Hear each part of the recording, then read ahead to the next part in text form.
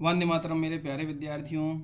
आज की इस वीडियो में मैं देवी हल्ली विश्वविद्यालय के अंतर्गत foundation BA BCom BSc third year के लिए हुए इंग्लिश यानी English language and communication skill अंग्रेजी भाषा के 50 प्रश्नों को हल करूंगा। इसके पहले मैंने इसका जो वीडियो डाला था उसमें सिर्फ 2 क्वेश्चंस में गलत हो गए थे। 2 क्वेश्चन तो बताना कुछ चाह रहा था पर उसमें टिक दूसरे उस पर लग गया, इसलिए मैं वीडियो फिर से अपलोड कर रहा हूँ। ये वाला आप देख लीजिएगा। बाकी सभी सही है। उसमें क्वेश्चन नंबर शायद 17 और 18 यहाँ थोड़ा सा, और 19 में गड़बड़ हो गया था, वो देख लीजिएगा। फिर एक बार आपका अभ्यास हो जाएगा।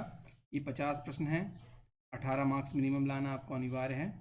शुरू करते हैं। The glide of the train is in the poem the express is compare to, इसका ऑप्शन होगा ए वॉक ए क्वीन, है ना, एक महारानी की तरह। पहला आपका चैप्टर है उससे रिलेटेड है। How does the train in the poem the express moves ahead, moves ahead without bowing to any one and showing any concern like a queen. ठीक है। नेक्स्ट क्वेश्चन नंबर 3 है। According to the poem the world is too much with us what have human being given away, मतलब जो मानव को वो कहाँ लेके जा रही है, किस चीज़ से दूर लेके जा रही है, तो वो देयर हार्ट्स, उनके दिलों से दूर लेते हुए जा रही है। क्वेश्चन नंबर 3 का ए वाला ऑप्शन सही है। Question number 4 the speaker in the poem world is too much with us feels that humanity has lost touch, ये नेचर से, विलियम वर्ड्सवर्थ का नाम जब भी आएगा तो नेचर का नाम जरूर आएगा। एक प्रकृतिवादी कवि हैं वो। अगला क्वेश्चन है question number 5 what does the phrase we are of tune suggest in the poem the world is too much with us. Fifth का ऑप्शन है, सही ऑप्शन है B we are disconnected with nature, हम प्रकृति से दूर होते जा रहे हैं और जो मैकेनिज्म है, जो यांत्रिकता है, उसकी ओर हम बढ़ रहे हैं। देखते हैं। छठवां प्रश्न है क्वेश्चन नंबर 6 है। क्वेश्चन नंबर 6 है why does the narrator of my financial career decide to open a bank account. तो जो माई फाइनेंशियल कैरियर है उसके जो लेखक हैं उन्होंने बैंक में अकाउंट खोलने का क्यों सोचा, क्योंकि he received A salary increase, क्योंकि उनकी जो सैलरी थी वो बढ़ गई थी, $50 पर मंथ उनका इंक्रीज हुआ था। तो उन्होंने सोचा एक बैंक अकाउंट खोला जाए जहाँ पे मैं पैसा रख के कुछ इंटरेस्ट या इन्वेस्ट करके कुछ इंटरेस्ट कमा सकूँ, अतिरिक्त आय कर सकूँ। नेक्स्ट क्वेश्चन नंबर 7 है how does the narrator of my financial career describe his behaviour inside the bank. His behaviour, तो उनका जो है बिहेवियर था वो किस तरह से था, वो था इररिस्पॉन्सिबल एंड आइडियोटिक। ठीक है। Next question number 8 why did Mark Twain decide to answer all the baseless charges labelled on him. तो उन्होंने क्या किया, उन्होंने there was no way to except answering charges because he felt humiliated. Next question number 9 was Mark Twain found intoxicated in a hotel. तो यहाँ पर आएगा no he was not, he it was a fake news. Fake news में उन्हें फंसाया गया था क्योंकि वो गवर्नर की दौड़ में यानी कैंडिडेंसी के लिए खड़े हुए थे, वो गवर्नर बनने के लिए चुनाव में खड़े हुए थे। Why did Mark Twain decide to withdraw his name from candidacy, यानी उनकी उम्मीदवारी पर उन्होंने नाम वापस करने क्यों सोचा। तो इसका ऑप्शन आएगा बी और सी, यानी बोथ आएगा, तो ऑप्शन आएगा आपका डी। ठीक है, इसको हटा देते हैं नहीं तो कंफ्यूज होंगे आप। आपको ये जो पीडीएफ चाहिए, अगर विद आंसर वाली पीडीएफ चाहिए तो ये प्ले स्टोर पर जाइए, मैक्स गेनर नाम का ऐप है, वहाँ पर आपको ये मिल जाएगा, डाउनलोड कर लीजिए। नहीं तो इसमें ये जो वीडियो है इसमें डिस्क्रिप्शन में भी लिंक दी हुई है उस ऐप की, डाउनलोड करके इसको आप पीडीएफ प्राप्त कर सकते हैं। और एक सैम्पल वीडियो बनाया है, उसका आप क्या कर सकते हैं, ऑनलाइन इस टेस्ट को फ्रीली लगा सकते हैं। नेक्स्ट क्वेश्चन नंबर 11 ट्रू और फॉल्स वाले स्टेटमेंट है। यहाँ केवल आपको सत्य सत्य है, ए और बी ऑप्शन ही भरना है, सी और डी इसमें ऑप्शन नहीं है।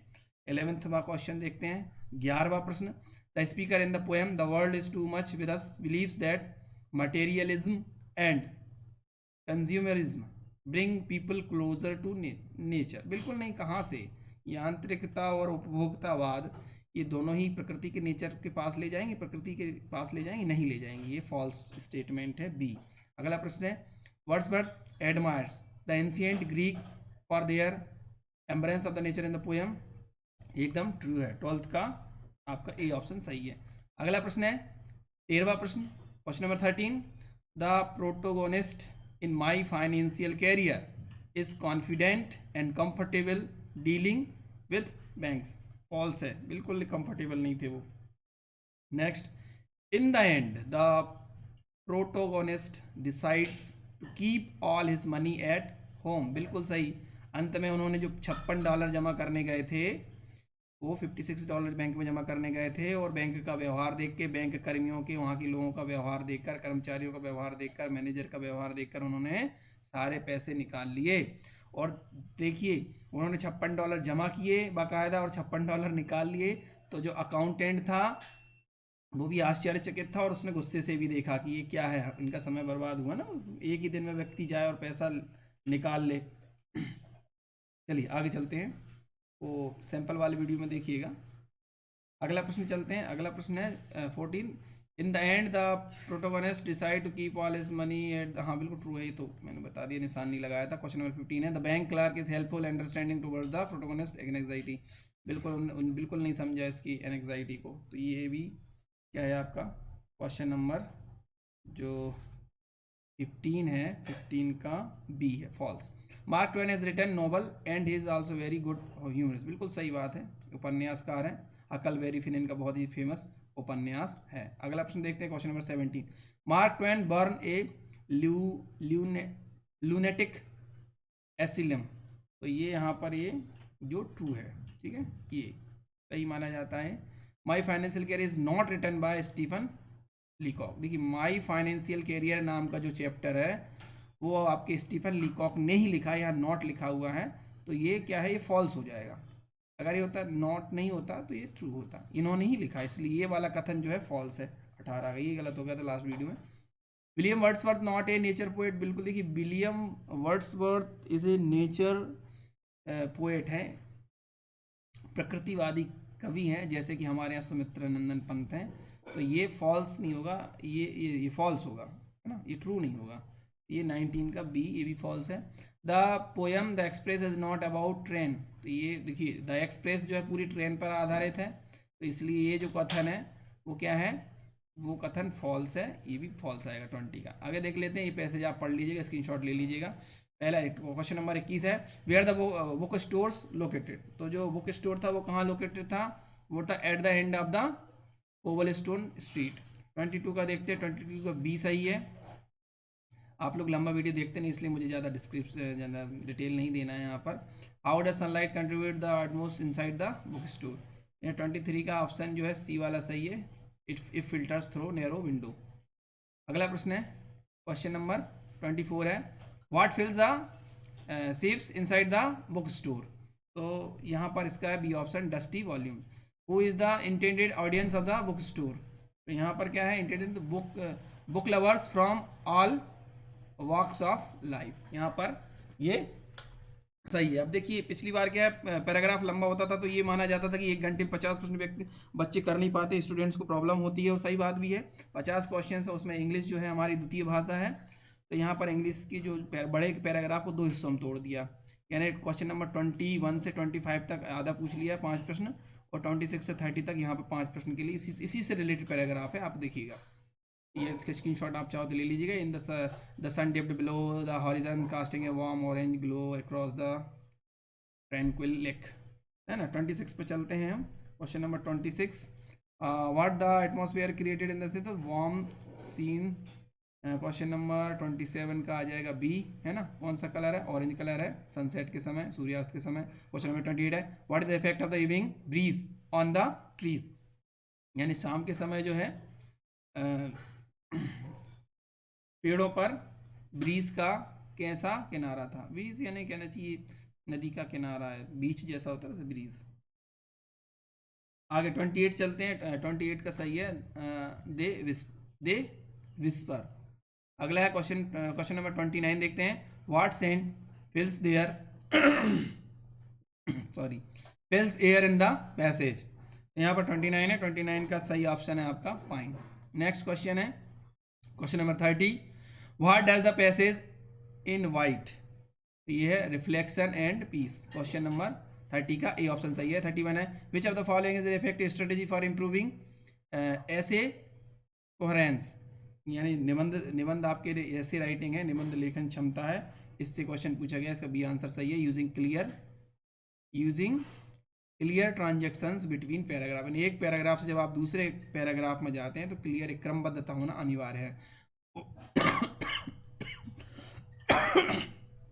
सॉरी, समय नहीं मिल पाता इसलिए ज़्यादा वीडियो नहीं आ रहे हैं।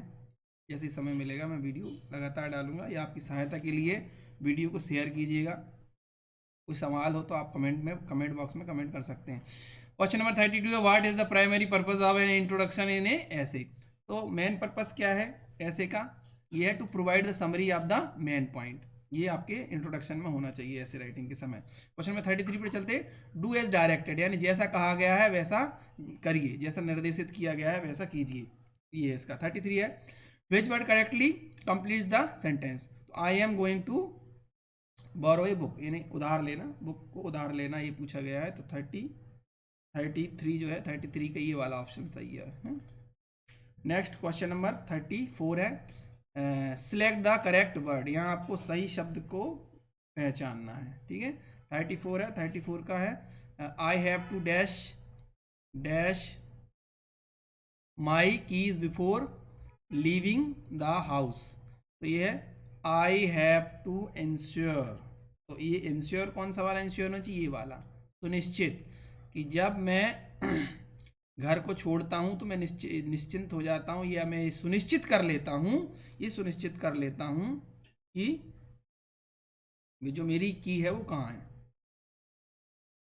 ठीक है। इंश्योर यानी होता बीमा करना, एश्योर यानी होता आश्वस्त, और ये तो नन ऑफ द दीज है। नेक्स्ट क्वेश्चन नंबर 35 है, choose the correct word to complete the sentence, यहाँ आपको सही शब्द बताना है, सेंटेंस कंप्लीट करना है ना। She had to choose between the job offers, ये वाला आएगा option. Next, what is the proverb, too many cooks spoil the broth, इसका अर्थ आपको बताना है ना।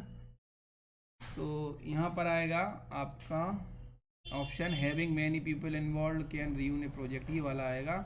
जब ज़्यादा बुद्धिमान लोग लग जाते हैं तो वो काम खराब हो जाता है, ज़्यादा लोग बुद्धिमान की जरूरत नहीं, एक साथ नहीं होना चाहिए, ठीक है। अगला प्रश्न है 37, क्वेश्चन नंबर 37 है, what does the proverb words of a feather flock together suggest, है ना, चोर चोर मुसेरे भाई वाली बात है। तो ये 37 का भी आएगा, similar people tend to associate with each other, यानी जो एक जैसे होते हैं वो अपना ढूंढ ही लेते हैं अपना साथ।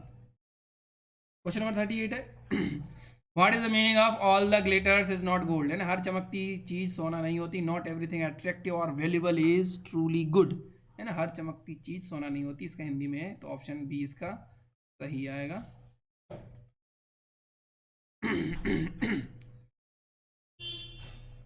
गला खराब है। क्वेश्चन नंबर 39 है, which situation does the proverb where there's smoke there's fire, यानी जहाँ धुआं वहाँ आग, तो इसका क्या आएगा 39 का सी ऑप्शन वाला आएगा, there is often some truth behind rumours और सस्पियस, यानी जहाँ पर थोड़ा अफवाह होती है उसमें थोड़ी तो सत्यता होती है, इसका अर्थ ये है। क्वेश्चन नंबर 40 है, what is the meaning of the idiom burn the midnight oil, burn the midnight oil का है working late into the night, है ना, ज़्यादा देर तक काम करना। अगला क्वेश्चन नंबर 41 है, कुछ क्वेश्चन ही बचे हैं, जो the correct meaning for the idiom cost an arm and leg, तो इसका है C, the price is extremely high, बहुत एक्सट्रीमली हाई प्राइस जो है, क्या कहा गया है, बहुत ऊंची प्राइस अदा करना पड़ रहा है, cost an arm and leg. Question number आपका ये 42 है, when introducing A colleague in a professional setting what is the appropriate approach, सही अप्रोच बताना है, सही अप्रोच है दिस इज, जो भी नाम है वो my teammate from the office, colleague समकक्ष होता है। Question number 43, when you are ready to order what is an appropriate way to get the waiter's attention, अगर आप किसी होटल में तो आपको कैसे वेटर को बुलाना चाहिए, ये पूछा गया है। दिए गए विकल्पों में से आपको सही उत्तर पहचानना है। तो 43 का है, पोलाइटली रेजिंग योर हैंड्स और मेकिंग आई कॉन्टैक्ट, है ना, ऐसे अरे सुनो ऐसा कुछ नहीं बोलने का, politely raising your hand. Next question number 44 है, what's an appropriate response when someone wishes U a safe journey. जब भी आप कहीं यात्रा कर रहे होते हैं, जब आपसे कोई बोलता है हैप्पी जर्नी, तो उसका रिप्लाई आपको किस तरीके से करना है, तो उसका रिप्लाई आपको करना है thank you, I appreciate it, ऐसा बोलना है आपको रिप्लाई में। Question number 45, when should you file an FIR। आपको FIR कब फाइल करना चाहिए, only during the hours, within week, as soon as possible after the crime is described. जैसे ही अपराध का पता चलता है वैसे ही FIR होना चाहिए। 45 का C आपके सिलेबस में है, ये मैंने आपको सैंपल वाले वीडियो में बताया है। आप इस वीडियो के साथ साथ वो सैंपल वीडियो भी जाके देख लीजिएगा, NEP 30 नाम से एक प्लेलिस्ट है मेरे चैनल पर। Question number 46, how should you format your resume to make it easy readable. है ना, तो आपको जो रिज्यूम बनाने का भी आपका इस चैप्टर है, तो रिज्यूम आप कैसे बनाएं तो आसानी से वो पठनीय हो, पढ़ सकें, रीडेबल हो। तो इसका आएगा choose a clean and professional layout with consistent formatting. Question number 47 है, what is the purpose of the skill section on a resume. Skill section क्या बताता है आपके रिज्यूम में, ये बताता है to highlight specific abilities relevant to the job you are applying. जिस जॉब के लिए आप अप्लाई कर रहे हैं, आपकी जो स्किल है वो उस कंपनी के लिए क्या काम आ सकती है। क्वेश्चन नंबर 48 है, what is the primary purpose of the subject line in email. तो ईमेल में सब्जेक्ट लाइन का पर्पस होता है to summarize the entire email content. Next question number 49 है, in what situation is acceptable to use all upper case letter in email. अगर आप किसी को ईमेल कर रहे हैं और सारे अपर केस में हैं, तो ऐसा माना जाता है कि to emphasize important point, no, ऐसा माना जा रहा है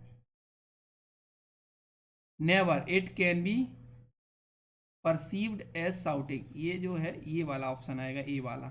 अगर आप किसी को ईमेल में पूरे कैपिटल लेटर में लिख रहे हैं ना, अपर केस में कोई बात, तो ऐसा माना जाता है कि सामने वाला आपसे नाराज है, झल्ला रहा है, चिल्ला चिल्ला के बोल रहा है। तो ईमेल की भाषा नहीं होना चाहिए, पोलाइटली कन्वर्सेशन होना चाहिए। अंतिम प्रश्न है question number 50, what is the purpose of the headline और title in a blog post. तो ब्लॉग पोस्ट में आपका जो होना चाहिए वो कैसा होना चाहिए, तो होना to list keywords for search engine optimization. ये होना चाहिए, इस तरह से आपका टाइटल होना चाहिए ब्लॉग करते समय कि वो सर्च इंजन जो भी गूगल पे आप कोई चीज़ डालता है, अगर आपकी वेबसाइट है, अगर आपका कोई ब्लॉग है, जैसे आप ही मेरे यूट्यूब पे अगर आप सर्च करेंगे वीडियो, तो मैं उसमें क्या कीवर्ड डाल रहा हूँ कि मेरे टाइटल से वो आप तक पहुँच जाए। जैसे किसी व्यक्ति को मेरे चैनल के बारे में नहीं पता, कोई स्टूडेंट अगर सर्च करे कि NEP 3rd year English, NEP 3rd year English, तो मैं इस प्रकार से इसको ऑप्टिमाइज़ करूँगा कि जैसे ये डालेगा तो वीडियो उसका प्राइमरी ऊपर आए, क्योंकि बहुत सारे लोग वीडियो डाल रहे हैं हर चीज़ अलग अलग जगह की। तो यूट्यूब हो या कोई भी गूगल क्रोम हो, कोई भी सर्च इंजन, उसकी एक स्पेशल ऑप्टिमाइजेशन मेथड होती है और वो कुछ कीवर्ड्स पर आधारित होती है जिससे वो सर्चिंग में टॉप पर आ जाए। ठीक है, इतना आपके लिए समझना काफ़ी है। यहाँ पर अब आपने इतना समय दिया, आपके एग्ज़ाम के लिए all the best, thank you for watching.